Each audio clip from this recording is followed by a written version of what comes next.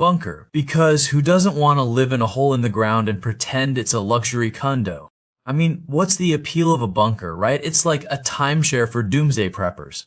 Bunkers are like the ultimate symbol of paranoia, because if you're building one, you're basically saying, I'm expecting the worst, and I'm prepared to make it really uncomfortable for myself. Imagine having a dinner party in a bunker. Hey, Bob, pass the radiation pills, would you?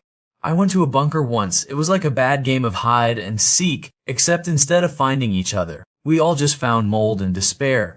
Bunkers are the perfect place to go if you want to escape reality, mainly because the only thing more depressing than being in a bunker is being in a bunker with no Wi-Fi.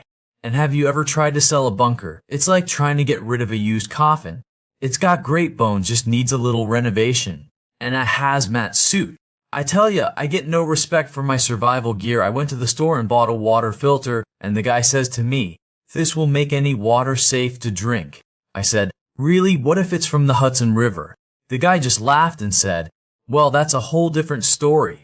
I get no respect, I'm trying to survive here, and my gear is not helping. I bought a first aid kit, and it came with a warning label that said, not intended for actual emergencies.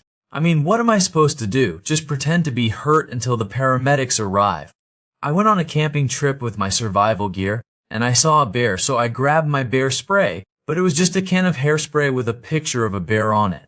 I said to myself, this is not going to end well, and then I got lost in the woods with nothing but a compass that only pointed to the nearest Starbucks.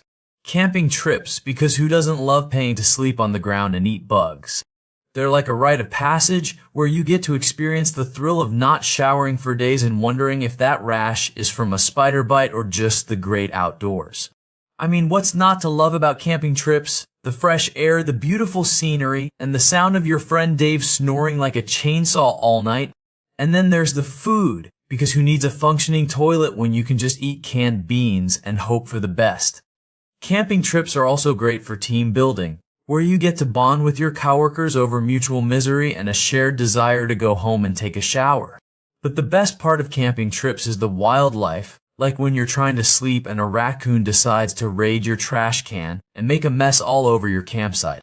And finally, there's the sense of accomplishment, where you get to say, I survived a whole weekend without Wi-Fi and only ate one energy bar that I found on the ground.